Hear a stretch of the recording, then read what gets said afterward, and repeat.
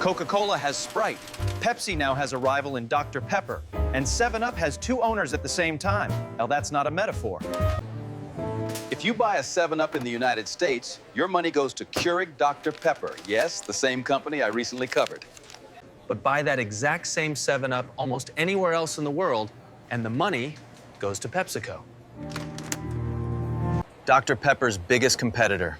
One drink, one label, but behind the counter in New York. And behind the counter in London are 2 bitter rivals who technically control the same brand. And that isn't even the strangest part of 7-Up's history. The formula that became 7-Up originally contained a psychiatric drug, a substance that was later used to treat bipolar disorder. It was added to the drink specifically because it was believed to improve people's moods, and the beverage was marketed almost like an antidepressant in a bottle. 7-Up entered the market just 2 weeks before the stock market crash of 1929. Meaning Americans were being offered a drink advertised as a remedy for a bad mood. Just as the country was about to enter the Great Depression. And there's one more problem with this drink. The official story behind its name, the version repeated by virtually every article on the subject, including probably half the sources you would find yourself, may simply be wrong. I'll tell you how a soft drink containing a psychoactive drug survived the prohibition of its own key ingredient. Became the property of a tobacco company, and eventually ended up split between 2 rival corporations. And why the origin story that has been repeated for almost a century may be, at least in part, a complete invention. Charles Leeper Grigg was born in 1868 in rural Missouri, and eventually moved to St. Louis, where he began working in advertising and sales for companies that bottled soft drinks. In 1920, he created an orange drink called Howdy and founded his own company to sell it. The problem was that America's orange soda market was already locked up. Orange Crush dominated the category. and no matter how much effort Grigg put into Howdy, it continued losing ground year after year to the much stronger competitor. This was actually Grigg's second attempt to break into the orange soda business. Earlier, while working for another company, he had created a similar drink called Whistle. And the story had played out almost exactly the same way. Orange Crush simply left very little room for competitors. Instead of fighting for the same orange soda shelf space for a third time, Grigg decided to abandon the category altogether. For 2 years, he experimented with lemon-lime formulas. A category where almost every small bottler at the time had its own version, but nobody had managed to build a truly national brand. In October 1929, Grigg finally released the result of those experiments onto the American market. Here was Grigg's real innovation, and why the story of his drink goes far beyond simply creating a successful flavor. He added lithium citrate to the formula, a compound that was already being used in psychiatry. To treat manic states and what we would now call bipolar disorder. Grigg was betting on a popular belief of the time That lithium could stabilize a person's mood and make them feel happier. And he didn't exactly hide the ingredient. He put it right in the product's original name. Bib label lithiated lemon lime soda. The advertising promised exactly what you might expect from a drink built around that idea: a better mood. And the timing could hardly have been more ironic or more commercially convenient. The drink reached the market just And the beginning of the Great Depression. The following decade would bring poverty, anxiety, unemployment, and breadlines across America. and sitting on store shelves was a lemon-lime soda that openly promised to make people feel better. One of its early advertising lines said it all. Take the ouch out of grouch. It's important to understand the context of the era. In the late 1920s, lithium was hardly considered dangerous or fringe. It had been prescribed for manic conditions since the 19th century, and by the 1930s, it was freely sold in dozens of patented health tonics. Without any special prescription, roughly the way vitamin supplements are sold today. Grig didn't invent some radical new use for the substance. He simply became one of the first to put a fashionable ingredient directly into a mass-market soft drink name. Instead of hiding it in the fine print of an ingredient list. Lithium remained in the formula for more than 20 years. Then, in 1948, cases of lithium chloride poisoning began increasing in the United States. At the time, As a salt substitute for people with high blood pressure, and several of those cases ended in death. Regulators responded by taking a broader look at the use of lithium in consumer products. By 1950, the ingredient had been removed from the soda's formula for good. Today, lithium remains one of the principal medications. Used to treat bipolar disorder. Only now it is strictly prescription only and carefully dosed by a physician. Rather than being poured by the gallon into a family soft drink. And this is where the story takes an unexpected turn. one that almost never appears in the official versions. Virtually every article about 7-Up, including probably half of what you'll find online, repeats the same detail. The drink was originally called Bib Label Lithiated Lemon Lime Soda, and only later was it shortened to 7-Up. It's a beautiful story about a long, awkward name evolving into... and it has been repeated even by serious publications, appearing in encyclopedic articles and reports from major news organizations. each time almost word for word. The problem is that, judging by archival documents, From the US Patent and Trademark Office, the reality appears to have been exactly the opposite.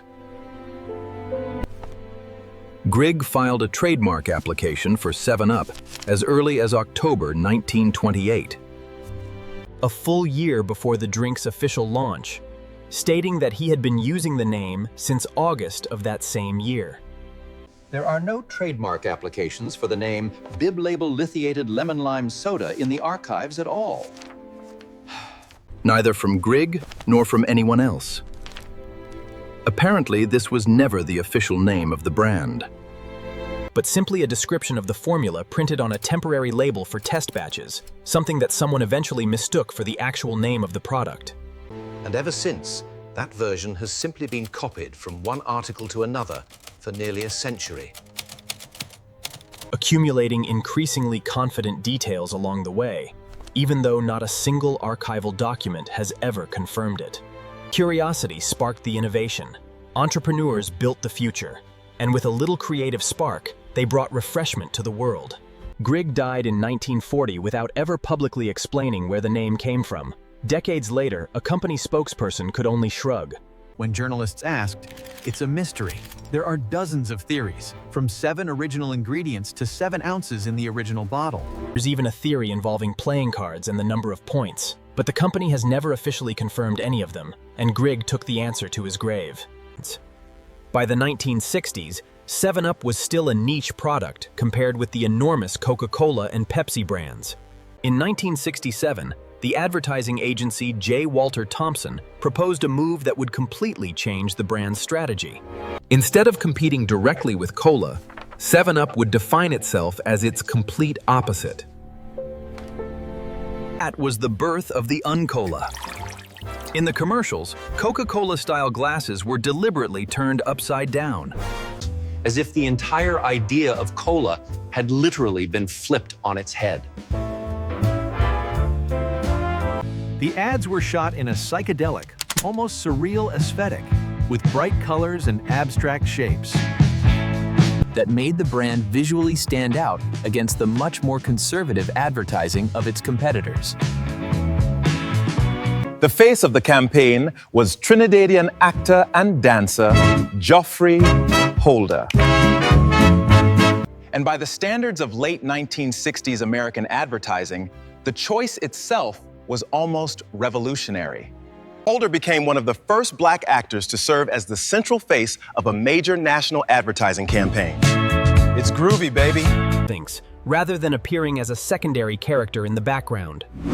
Before Uncola, the brand already had its own mascot, a cheerful character named Fresh Up Freddy, who appeared in the 1950s and promoted the drink in a much more traditional, family-friendly way. Once Uncola arrived, that image was abandoned almost immediately. The new audience of the 1960s was looking for rebellion. Not a friendly neighbor from a poster. And the company decided not to cling to an old asset simply because it had once worked. The campaign fit perfectly with the spirit of the era. The counterculture of the 1960s was looking for ways to define itself. Against everything traditional and adult. While cola had by then become firmly associated with the establishment. Within months, 7-Up's market share grew 30%, and by the mid-1970s, the drink had become the third largest soft drink brand in the world. Behind the two cola giants, it had spent all those years deliberately defining itself against. Interestingly, Uncola didn't stop with advertising, and even found its way into a world far removed from commercials. During the 1970s and 80s, 7-Up became almost a staple of home cooking. Far removed from its usual image as a soft drink, people poured it into gelatin desserts, added it to casseroles with carrots and broccoli to mellow the flavor. And after Prohibition ended, it became a classic mixer for the 7 and 7 cocktail. A combination of 7-Up and Seagram's 7 Crown whiskey, with the name deliberately echoing the soft drink itself. Please. Very few soft drink brands can claim to have become part of not only advertising culture, but culinary culture as well. Team brand की second Jortisan plate, and just a few months later, the 7-Up company was hit by an aggressive takeover. The buyer was Philip Morris, the world's largest cigarette manufacturer, which paid roughly $520 million for a company whose entire advertising strategy had been built around the ideas of cleanliness and naturalness. The irony only deepened 4 years later, when the new owners launched one of the most successful campaigns in the brand's history: no caffeine. The message was printed directly on the label and repeated in virtually every commercial, emphasizing that 7-Up contained no caffeine, unlike all of its major competitors. The campaign tapped into growing public concern about caffeine in soft drinks and triggered a surge in sales. It also forced the entire soft drink industry to take a fresh look at how it labeled and marketed its products. The result was a rather bizarre picture. A company making most of its money from the nicotine addiction of millions of smokers. Spent a decade running a brand whose central advertising claim was built around the fact that its product contained nothing addictive. Personally, I think this is one of the most underrated details in the entire corporate history of soft drinks. Such an obvious contradiction is rarely found inside a single press release. And Philip Morris itself clearly understood the value of diversification. Alongside 7-Up, the company was also acquiring Miller Brewing Company and food giant General Foods during those same years, apparently trying to reduce the corporation's dependence on tobacco revenue in case regulators eventually tighten the rules around cigarettes. Which, of course, is exactly what happened. Get me the lawyers now! We need full coverage on the cigarette crackdown! By the mid-1980s, Philip Morris decided that tobacco was a more attractive business than soft drinks, and began selling 7-Up off in pieces. And that decision would determine the brand's fate for the next 40 years. In 1986, the international rights to 7-Up were sold to PepsiCo for $246 million, meaning the brand ended up in the hands of the very historical rival it had spent decades attacking through its Uncola advertising. The American business was sold separately to the investment group Hicks & Haas, which merged it with Dr. Pepper in 1988, creating Dr. Pepper/7-Up. Since then, the American side of the brand has changed hands several more times. Through graceful handshakes and tireless innovation, we built more than a beverage. We built an empire defined by refreshing pride. The international side, meanwhile, stayed quietly with PepsiCo for all 40 years and never went anywhere. Neither side ever tried to buy out the other and reunite the brand under one roof. Perhaps because exclusive regional rights were more valuable to both companies than owning the entire brand. Or perhaps because after 4 decades, the question of who actually owns 7-Up simply stopped mattering to everyone except particularly persistent journalists. In practice, this creates some genuinely strange everyday situations. An American tourist visiting, say, London or Dubai can buy a can of 7-Up without realizing that the money is going to a company they normally think of as one of Coca-Cola's biggest rivals back home. Even though Coca-Cola itself has absolutely nothing to do with 7-Up in either market. And someone from almost anywhere else in the world who moves to the United States can discover that the 7-Up they grew up drinking is now produced by a completely different company, the same one that makes Dr. Pepper. The can looks almost exactly the same, but the money from that purchase goes to the opposite corporate camp. While Sprite spent decades strengthening its position inside Coca-Cola's enormous distribution network, 7-Up found itself in a much less advantageous position. Within the Dr. Pepper Snapple portfolio, it was always a secondary brand, receiving less advertising support than the company's flagship namesake. In the 1990s, the company even tried changing its formula to compete directly with Sprite. But the move produced no significant breakthrough. By the end of the decade, the company tried to recover some of 7-Up's cultural relevance. From humble beginnings in the 1920s, a legend was born. It's the freshest taste on television, folks. Get your 7-Up. Evolving for a new generation. The ads relied on double entendres and humor that was unusually bold for the time, generating considerable public reaction, including complaints from parent organizations about the sexual undertones of a brand that had spent decades presenting itself as family-friendly. At the same time, television screens introduced a silent mascot named Spot, an animated red dot taken from the brand's logo, expressing emotions through squeaks and gestures, alongside the similarly styled Fido Dido character used in international markets. Interestingly, even the brand's logo has changed far less over the past century than its ownership. The recognizable 7 with the red dot, in various forms, has accompanied the drink since the middle of the 20th century. Surviving a tobacco company, 3 different corporate owners, and the complete division of the brand between 2 separate companies. Recycling the ultimate thing. And yet the packaging on a store shelf in New York and out in London looks remarkably similar today. despite the fact that 2 completely different companies are responsible for producing and selling it. In the 1990s, the red dot from the logo even developed a video game career of its own. The platformer Cool Spot, released for consoles and computers.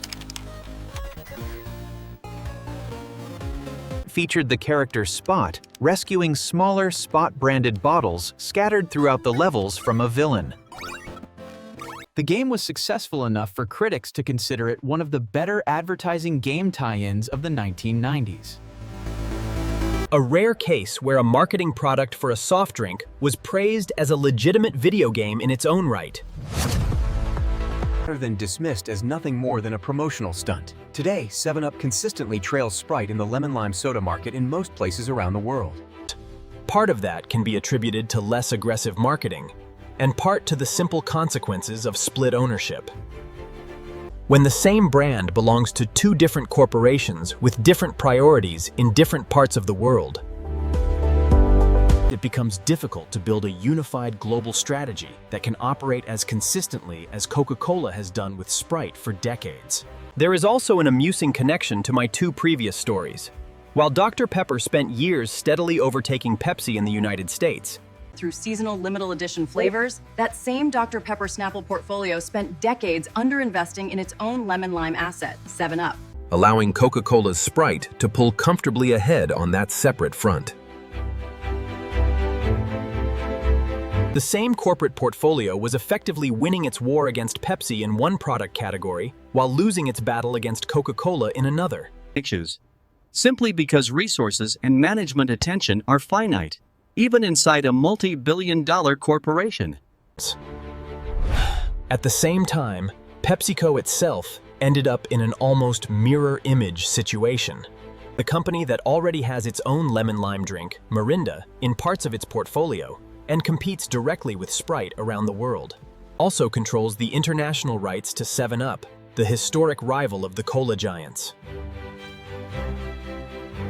In other words, the brand that built its identity around standing against Pepsi is now, in roughly half the world, literally working for Pepsi. Simply in a different part of the planet, where hardly anyone seems to find the contradiction particularly strange. For a century, they chased the future. From the factory floor to the biggest agencies, ambition was the currency. Simply in different parts of the world. A drink that began as a psychiatric drug in a bottle, promising to lift the spirits of an entire country just before the greatest economic collapse of the 20th century. It went on to survive the banning of its own signature ingredient. A decade under the control of a cigarette company, selling it as an emblem of purity. And finally, a permanent split between two corporations that in almost every other situation do nothing but compete with each other. And the story of how the drink got its name, repeated for nearly a century, turns out, when the archives are examined closely, to be most likely nothing more than a beautiful legend that nobody ever bothered to verify. When you compare 7-Up with the stories of Pepsi, Sprite, Dr. Pepper, and Red Bull, the difference becomes immediately obvious. Despite all their twists and turns, those brands remained intact. Each had one company making the decisions, one recipe, and one overall strategy. 7-Up is the only brand in this group that is literally divided between two competing corporations, and has continued to exist in that split state for nearly 40 decades. Perhaps that is why it never managed to become the dominant leader in its category. It is difficult to be anyone's top priority when you have two owners at the same time. each with dozens of other brands that matter more.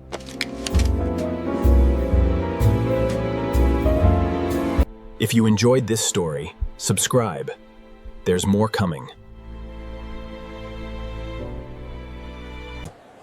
And here's the question for the comments. What surprised you more? The lithium in the soda? Or the fact that 7-Up is technically owned by both Pepsi and Pepsi's rival at the same time?